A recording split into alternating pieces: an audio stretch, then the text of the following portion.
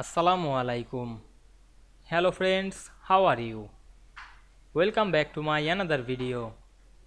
In this video, I am going to show you how to get rid of the white background, my text box in Microsoft Publisher. Let's get started. Firstly, we have to open a Publisher document.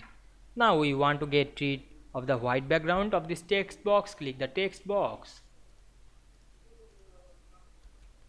Then go to the shape format menu. Now we can see here many options. We select the shape fill option. You can change any color to get rid of the white background. Now I select this orange color. Then we can see we get rid of the white background of this text box very easily. You can choose another color. Go back again the shape fill option. You then choose any color. I hope you enjoyed the video. Please like, comment, share and subscribe my channel. Thanks for watching.